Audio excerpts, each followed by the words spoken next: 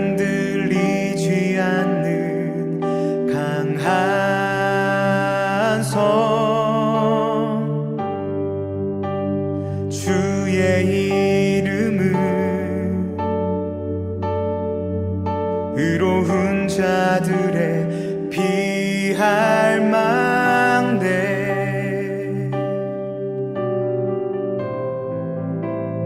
두려운 날에 주님께 달려가리.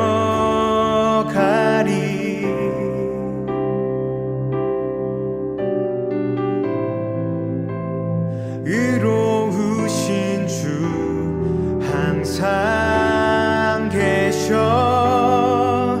나 두렵지 않네.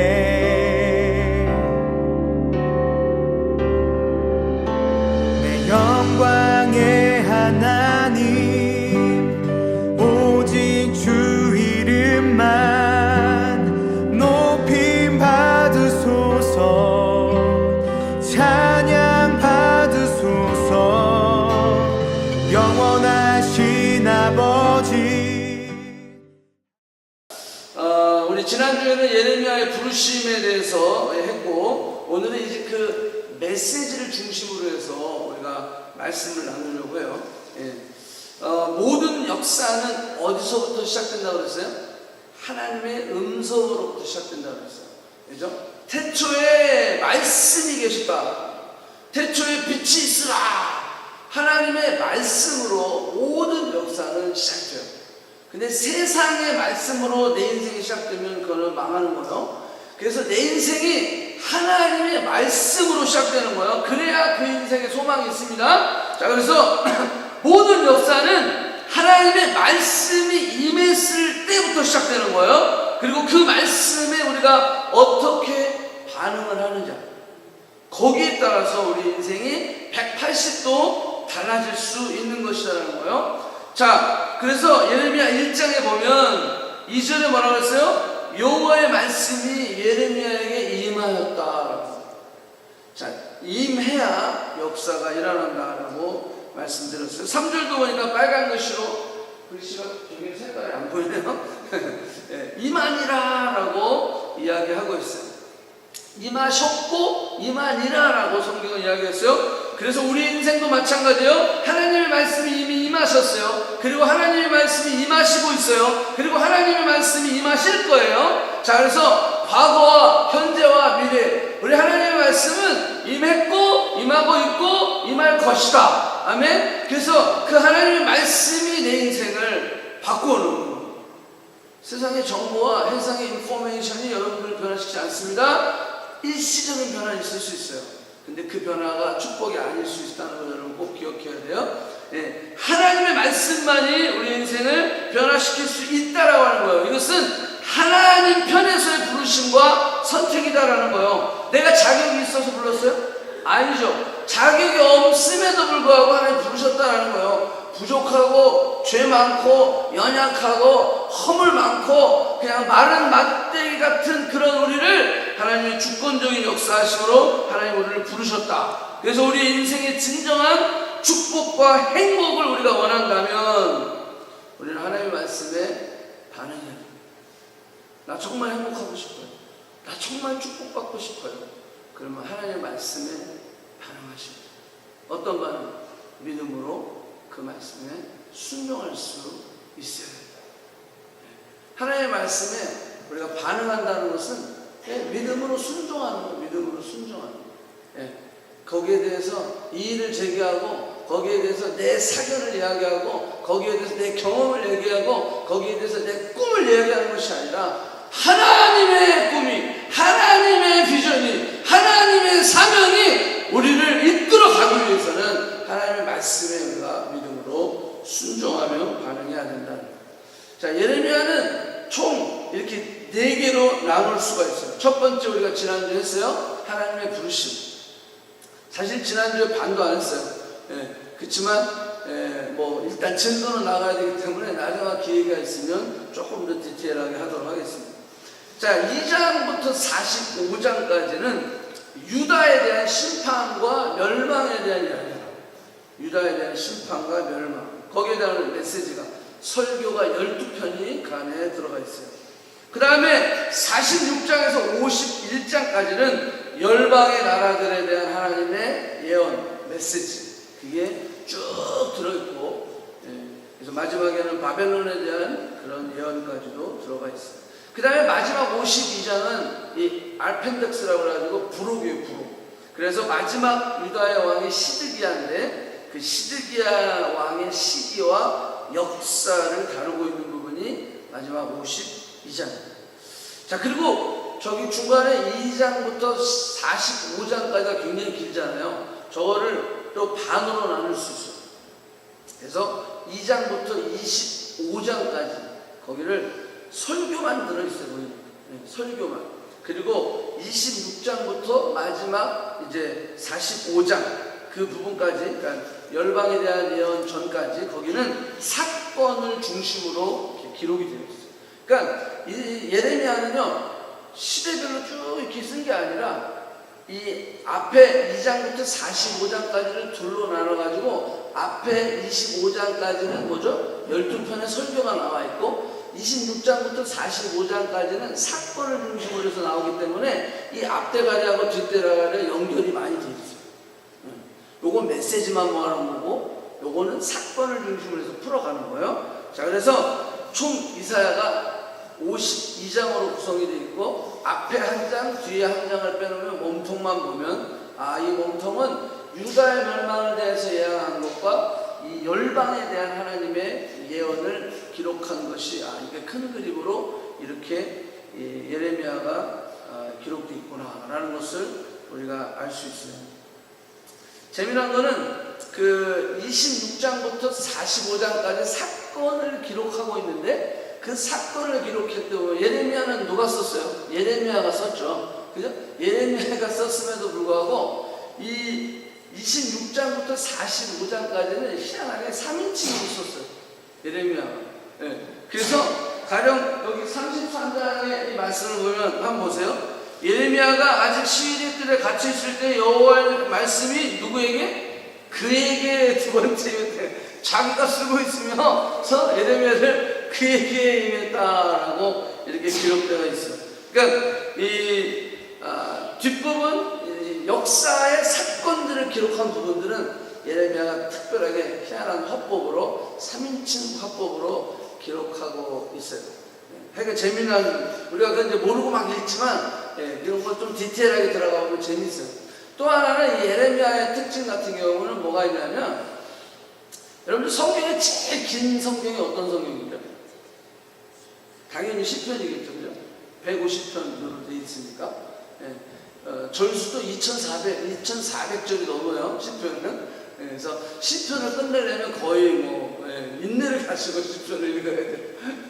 그런데 재미난 거는 그 다음 가장 긴 게 우리는 이사야라고 생각을 해요. 왜냐하면 이사야가 66장까지 되어 있으니까. 그런데 가장 긴 성경이 예레미야예요. 이사야가 아니고 예레미야예요. 왜 그러냐면 이 이사야는 1292절로 되어 있는데 예레미야는 1361절로 되어 있어요. 거의 한 100절이 더 많아요. 그래서 장수는 52장까지밖에 없지만 절수는 이사야가 예레미야보다 작아요. 그래서 예레미야가 훨씬 길다. 거기서 예레미야 애가까지 합치면 예레미야 애가가 154절이에요. 그렇기 때문에 거기까지 합치면 바로 시편 다음으로 가장 긴 그런 성경은 바로 예레미야다라고 이야기할 수 있어요. 자, 이거는 우리가 이제 예레미야에 대한 그 지난주에서 우리가 조금 인트로덕션을 한 거예요. 자, 그럼 이제 본문으로 들어갑니다. 자, 본문 오늘 예레미야 2장은 읽었는데 이제는 앞에 부르심 1장, 자 2장부터는 이제 메시지가 들어가는 거예요. 구체적인 하나님의 마음이 예레미야를 통해서 무슨 이야기를 하고 계시는지 그걸 우리가 잘 총정해야 될 필요가 있습니다. 자, 2절을 보니까 거기 보면 뭐라고 그랬어요? 내 청년의 때의 인애와 내 신혼 때의 사랑을 내가 기억한다라는 거. 하나님이 기억한다. 누구를 위해서? 너희들을 위해서 내가 기억하고 있어요. 근데 거기 보니까 하나님이 기억하는데 두 가지를 기억하는 거야. 청년의 때의 인애와 신혼 때의 사랑을 기억한다. 여러분, 인애라는 것이 무엇입니까? 거기 여러분 영어 성경, 영어로 되어 있지만 devotion이라고 되어 있어요. devotion. 사실은 근데 히브리어로 보면 헤세드라는 단어를 썼어요. 헤세드라는 거 여러분 많이 들어봤죠? 사랑이라고 하는 표현할 때 헤세드라는 것을 이야기하는데 진정한 사랑, 그것을 헤세드라는 표현을 합니다. 그런데 디테일하게 조금 더 그 미닝을 들어가 보면 하나님을 향한 경건이라는 표현이에요. 헤세드는 하나님을 향한 devotion이라는 거예요. 하나님을 향한 devote라는 거, 하나님을 향한 delicate라고 표현할 수 있는 것이 헤세드다라는 거예요. 자, devotion이라고 하는 것은 영어 단어의 어떤 뜻이냐면 헌신이라는 뜻이에요. 자기 희생이라고 하는 뜻이요. 그 다음에 애착, 그 다음에 전념과 몰두라고 하는 뜻이 이 devotion이라고 하는 뜻인 거예요. 그러니까 청년의 때 너의 devotion을 내가 remember 한다라는 거예요. 하나님이. 자, 이걸 얘기하는 거예요. 그래서 이 청년이란 단어 역시도 어떤 단어냐면, 여러분들 지난주 예레미야 1장을 하면서 예레미야가 하나님의 말씀이 임했을 때 슬프다. 하나님, 나는 아이라 말할 줄 몰라요 라고 했을 때 아이라고 하는 표현, 그것이 아이라고 하는 이 표현은 단수예요. 1장에 얘기하는 단수. 그것이 나아르라고 하는 히브리어예요. 나아르. 그런데 재미난 게 오늘 2장에 청년이라고 하는 표현을 했을 때 이 청년이 나아르의 복수형이라는 거예요. 프롤로그. 희한하죠? 나는 아이라 말할 수가 없습니다 라고 했을 때 나아르라고 하는 표현을 했는데, 이 청년의 인애를 내가 기억한다라고 하면서 이 청년을 나아르의 복수형을 썼다는 거예요. 그러니까 나아르는 아이인데 이거는 아이들이라는 거예요. 아이들. 자, 요걸 좀 설명을 할 거예요. 왜 하나님이 청년의 때의 인애를 내가 기억한다라는 것은, 여러분 청년이라고 하는 것은 여러분은 청년이에요. 성장했고 성숙한 사람을 청년이라고 해요. 그런데 재미난 것은 청년과 아이의 다른 점은, 자, 아이는 철저하게 누구를 의지하죠? 부모를 의지합니다. 근데 청년은 이제 부모를 떠나는 거예요. 이제 결혼을 하게 되면 완전 떠나게 되는 거지만, 청년의 시기에는 점점 이제 독립하는 훈련을 하기 시작합니다. 자, 근데 문제는 뭐냐면 하나님에 대해서도 독립을 하려고 한다는 거예요. 자, 우리가 신앙생활을 처음 할 때는요, 하나님께 이 독립을 한 상태에서 믿기 시작하기 때문에 처음에는 하나님으로부터 내가 전적으로 의지하는 게 아니라 조금만 의지하게 돼 있어요. 근데 신앙생활을 하면 할수록 어떻게 하죠? 100% 의지하는 걸로 넘어가는 거죠. 자, 이게 신앙생활의 모습이에요. 신앙생활은 시작할 때는 하나님과 좀 이게 100% 의지 안 하다가 점점 더 하면 할수록 디펜돈 되는 거예요. 그런데 우리의 육체는, 우리의 이 라이프는 어렸을 때는 디펜돈 됐다가 성장할수록 벗어납니다.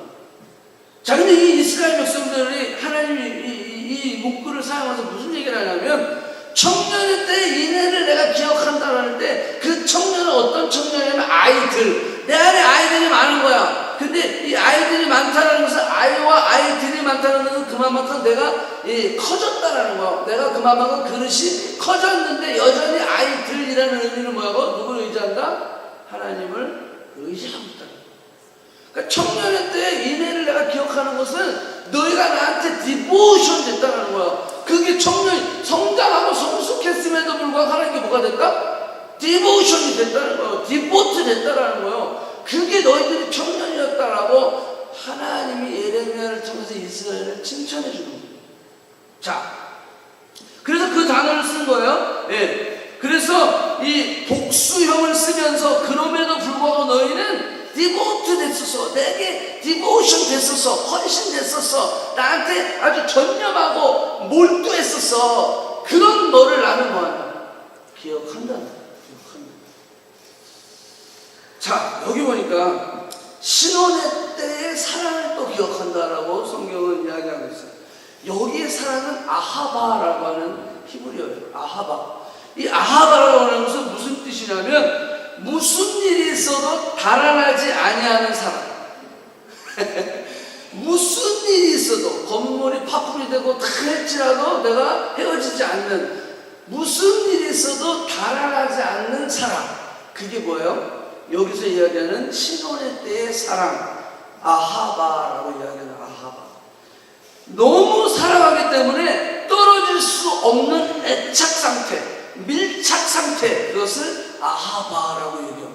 죽음과 같은 강한 사랑. 그러니까 죽으면 죽으리라. 내가 죽을 때까지 내가 너를 떠나지 않아. 내가 죽을 때까지 애착, 밀착, 그 상태를 아하바라. 그게 신혼의 때 너희가 나한테 뭘 했다는 거야? 아하바의 사랑을 했다는 거예요. 누구를 향해서? 하나님을 향해서 그렇게 했다는 거예요. 여러분, 신혼. 여러분, 그래서 우리가 그런 표현을 하잖아요. 야, 신혼이니까 야, 신혼 때는 그냥 다 좋아. 다 좋아. 근데 그 신혼이 얼마나 가죠? 미운새라는 그 예능 프로그램 보면 다 막 그 60, 70대 자기 아직도 결혼 안 한 거야. 50이 넘었는데.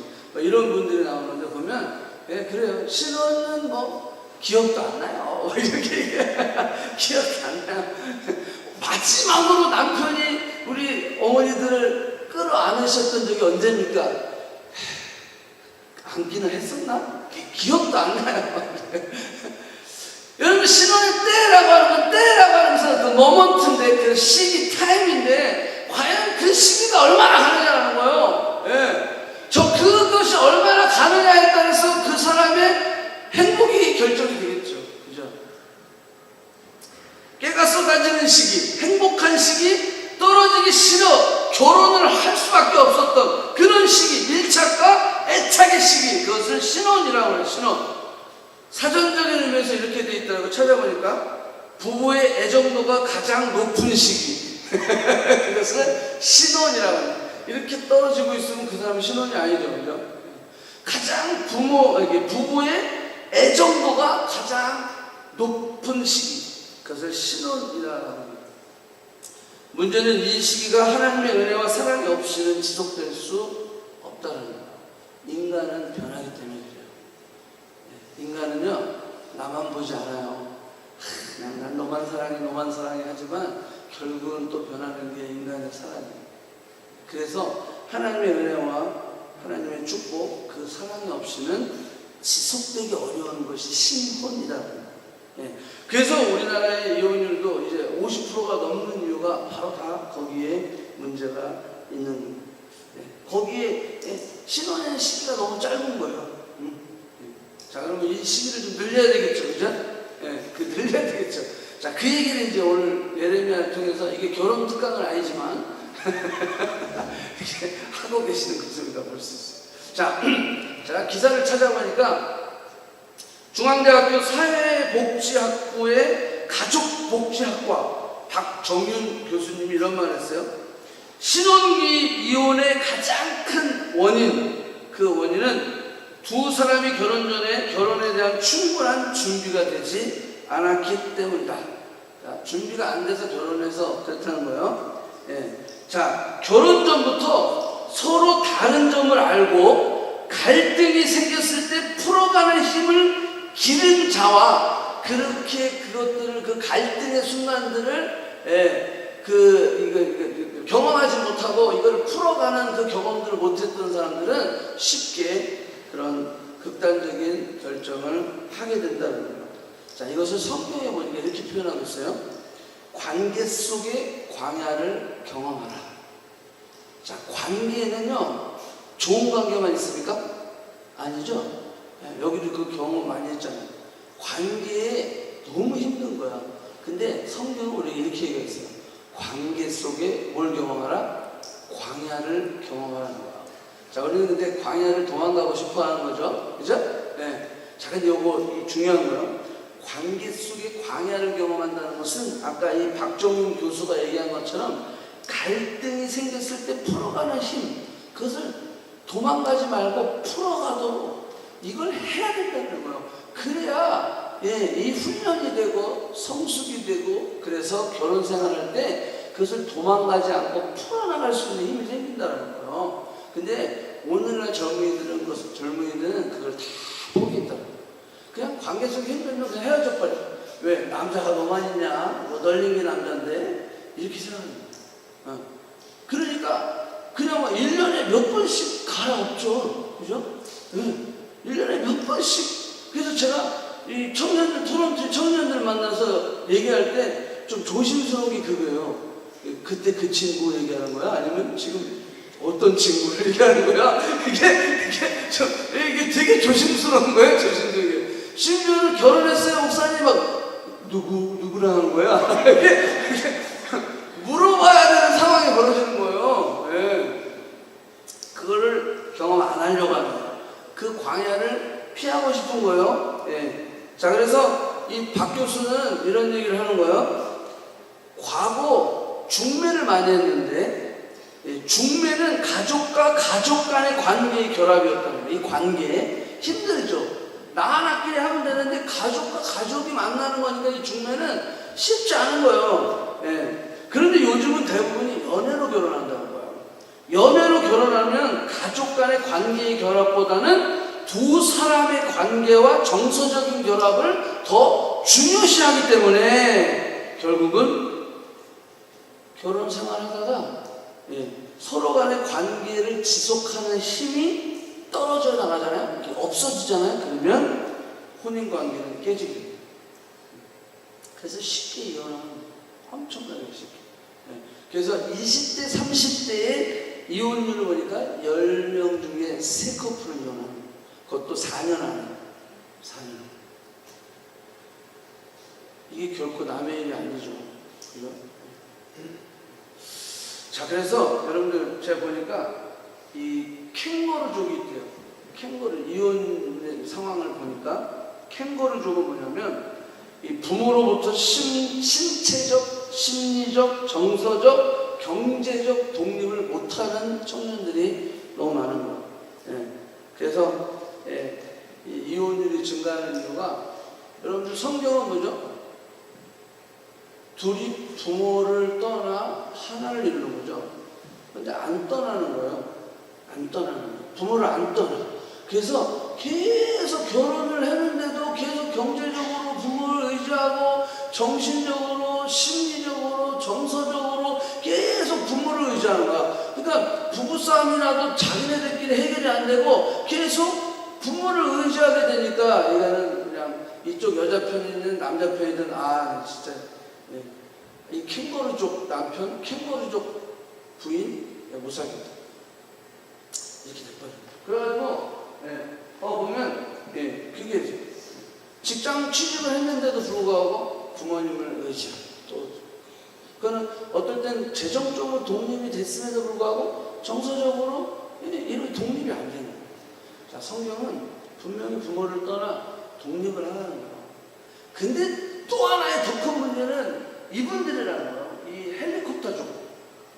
이 헬리콥터족은 뭐냐면요, 헬리콥터 마음이라는데, 이 헬리콥터 마음은요, 모든 거에 그냥 따라다녀요. 이 잠자리 따라다니듯이 연애도 따라다니고, 뭐 직장, 학교, 공부 제가 따라다니는 거예요.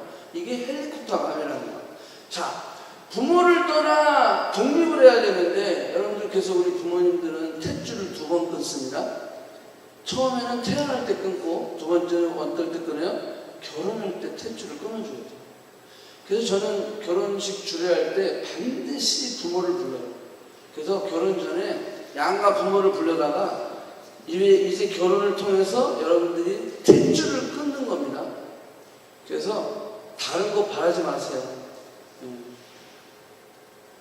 부모가 탯줄을 안 끊어주시면 이 가정은 정상적인 펑션을 할 수 없습니다. 탯줄을 끊어주세요. 그래서 하나님께서 내 부모를 공경하라 그랬죠? 거기서 여러분들 우리가 그 2가지 의미가 있는 거예요. 내가 부모의 어소리티 밑에 있을 때는 오베이, 순종하라는 거예요. 복종하라는 거예요.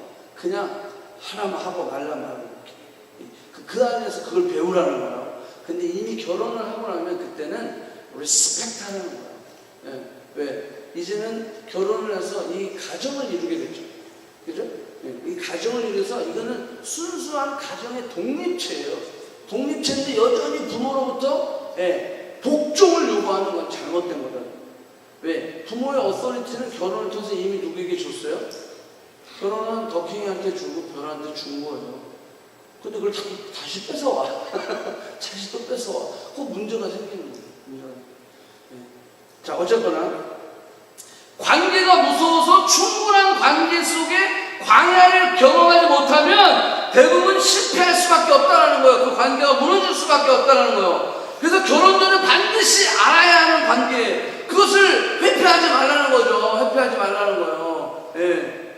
그래서 여러분들 이건 팁이에요. 결혼 안 하신 우리 청년들, 여러분들 상대방의 부모를 반드시 알아야 돼요.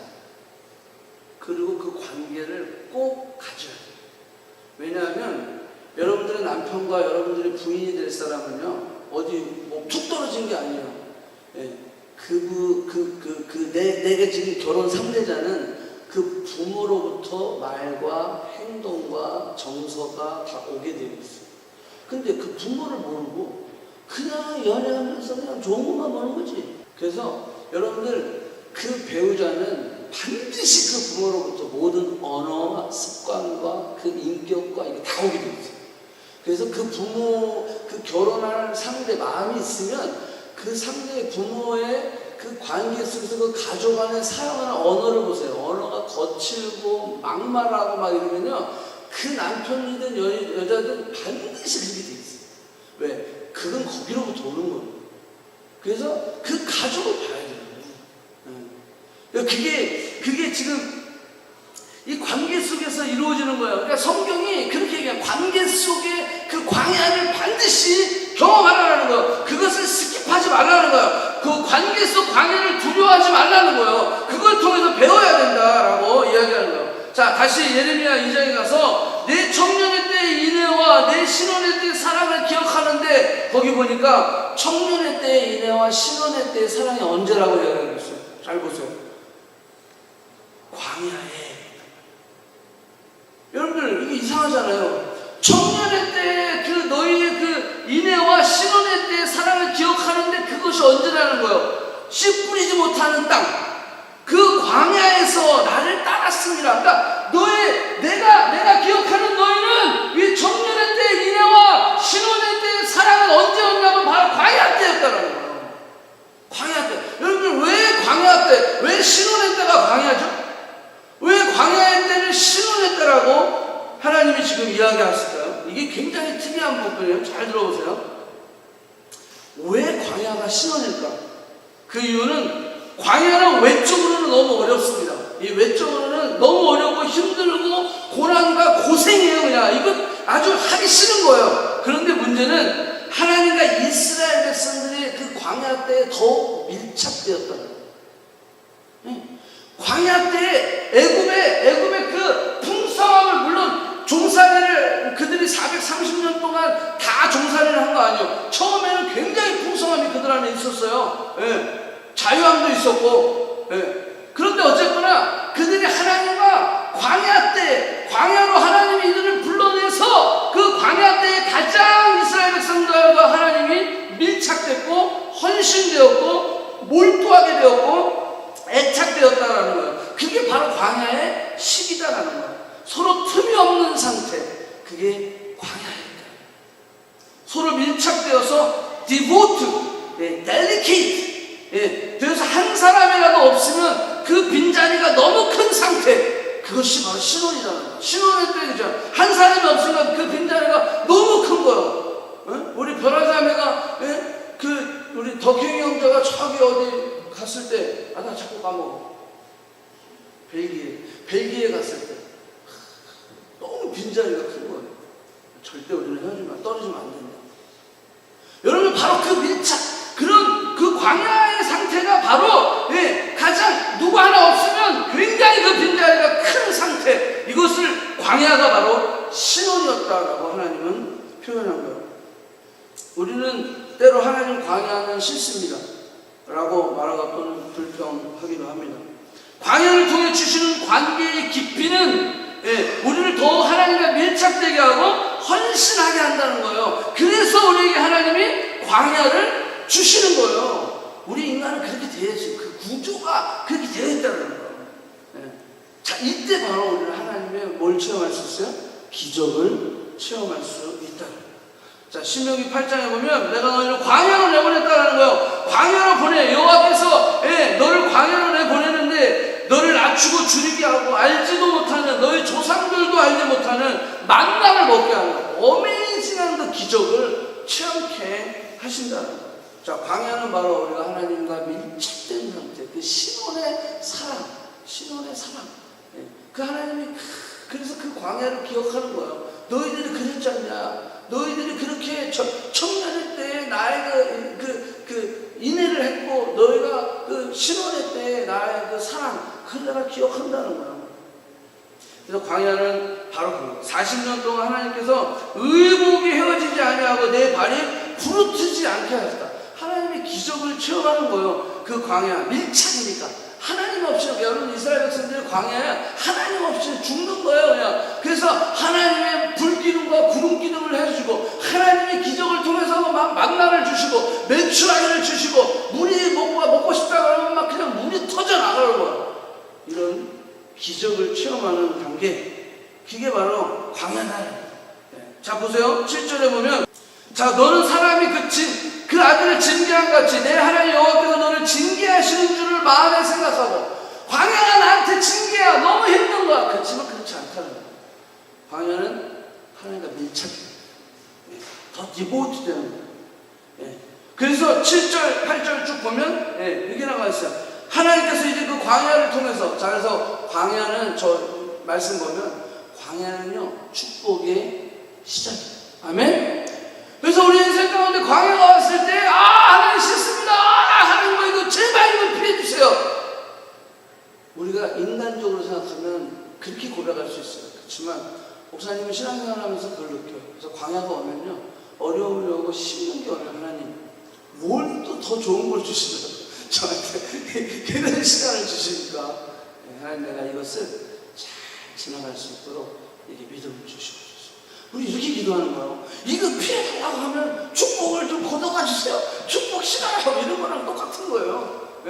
그래가지고 이렇게 하나님께서 축복을 해주시는 거예요. 그래서 뭐 모자람이 없게 하시고 배부르게 하시고 또 10절에 보니까 여호와께서 옥토를 내게 주셨습니다. 그렇게 이야기하는 거예요. 자, 광야. 이 광야는 바로 하나님이 우리를 축복해 주시려고 열어놓으신 첫 번째 스텝이라는 거예요. 그게 광야다라는 거예요. 자, 그래서 우리 한국도 마찬가지죠. 광야의 시기를 거쳤어요.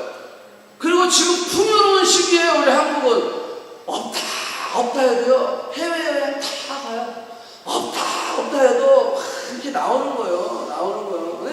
뭐가 맨날 없고 맨날 뭐 그러지만 할 거 다 하는 거예요. 심지어 여기서 사는 분보다 한국에 사시는 분이 보니까 야 어디 피크닉도 가고 뭐 제주도 갔다 어디 갔다 얼마나 잘하는지 몰라요. 여기는 지금 막 진짜 1불 2불 아끼려고 막 그냥 막 어쩔 때는 막 걸어도 다니고 막 진짜 밥도 하루에 2끼만 먹고 막 이러는데 그러니까 없다 해야 돼요. 한국이요 지금 잘 살아요.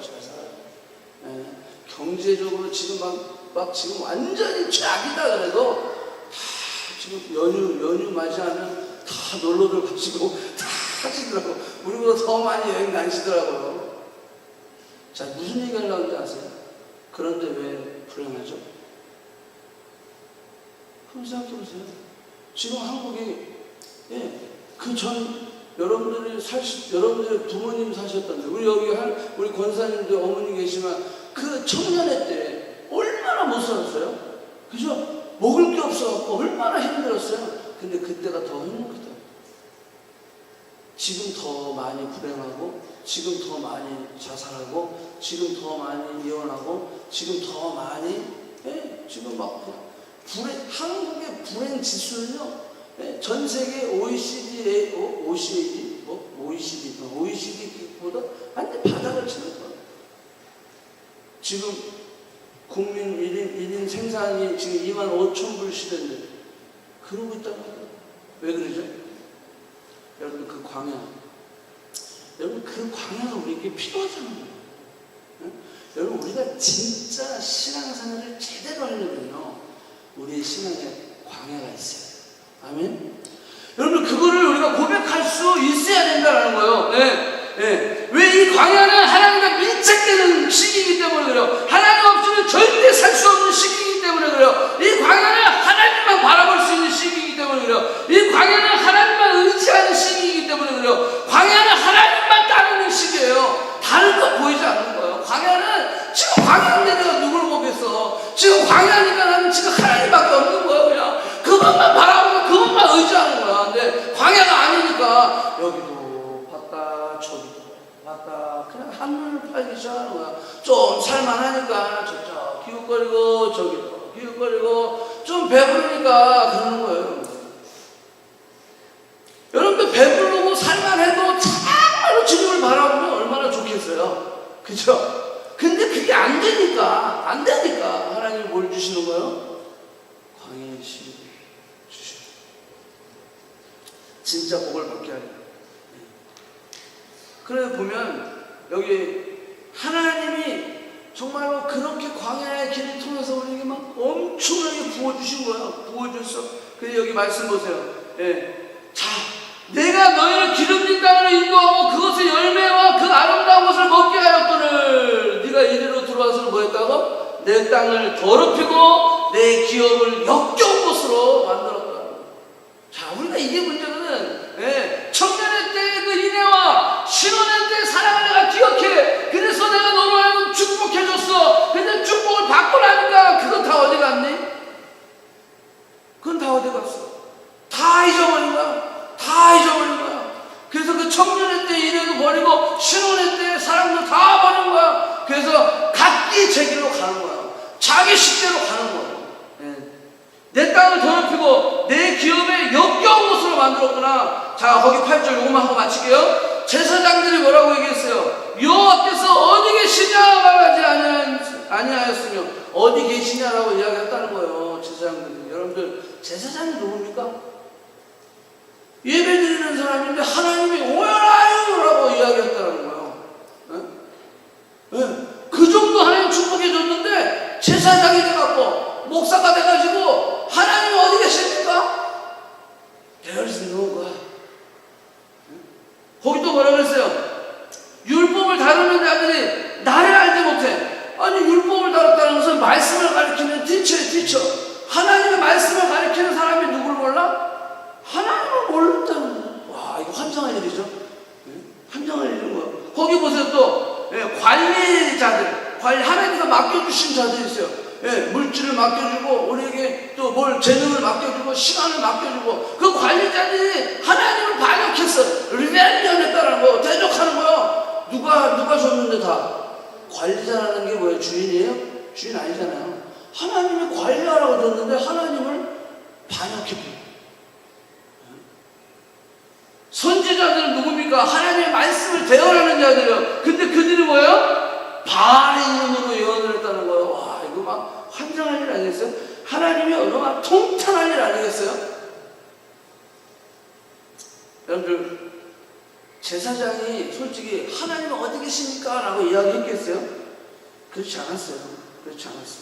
자, 요 말씀이 완전히 핵심 포인트예요. 잘 보세요. 자, 너희가 말을 그렇게 안 했어. 자, 그랬는데 내가 어찌 말하기를 나는 더럽지 아니하였다. 난 더럽지 않아요. 나는 바알의 뒤를 따르지 않았어요. 라고 이야기했어. 자, 제사장들도 아까 보니까 하나님이 없다? 하나님 어디 계십니까? 이렇게 얘기 안 했어요. 저는 정말요. 그리고 저 티처로 공부 가르쳤는데 하나님 다 알고 가르쳤어요. 관리인으로서 내가 하나님이 주신 거 잘 관리했어요. 내가 또 하나님 거기 보면 뭐라고 또 얘기했죠? 세 번째 뭐죠? 예언을 하는데 내가 바알의 이름으로 예언하지 않고 하나님 말씀으로 했어요. 라고 이야기했다는 거예요. 근데 거기 뭐라고 나왔어요? 자, 그렇게 얘기했는데 골짜기 속에 있는 내 길을 보라. 내 행한 바를 알 것이니라. 자, 요 말은 뭐냐? 이거 자, 이겁니다. 우리가 말은 잘해. 김정 목사가 설교는 잘해. 근데 골짜기에 가서 너의 행한 것을 보니까 너는 말대로 행하지 않는 거야. 너가 찬양팀으로서 찬양도 잘해. 근데 골짜기에 가서 네 혼자 하는 그 꼬라지를 보니까 너는 하나님이 없다고 하는 놈이랑 똑같은 놈이야. 응? 너가 지금 막 리더로서 섬기면서 모태신앙이야. 저는 하나님 믿어요. 알러뷰로 하나님을 사랑한다 고백하고 예배하고 찬양했지만 너 골짜기에 가서 네 하는 짓을 보니까 너 학교에 가서 너 직장에 가서 네 혼자 있는 데 가서 네 하는 꼬라지를 보니까 너는 내가 없는 것과 똑같은 것이 같이 행동한다는 거야. 네가 그렇게 말을 하고 있지만 너는 나를 알지 못한다는 거야. 네가 하나님 주신 돈으로 내가 이렇게 하고 있으니까 내가 정직이에요. 스튜어십 내가 성직을 잘하고 있죠 라고 이야기하지만 뒷주머니 다 차고 네 하고 싶은 거 다 하고 하나님께는 어떻게 찌끄러기 갖다 드리고 시간 남으면 그냥 봉사하고 이때 이스라엘 백성들이 그랬다는 거예요. 근데 지금 우리가 어떻죠? 여러분들 자신 한번 보세요. 나는 과연 어떻게 하나님을 예배하고 있는지. 저 골짜기 뒤에 가서 내가 혼자 하는 그 내 삶의 모습을 보면 그것도 내 지금 예배와 동일하게 잘하고 있나?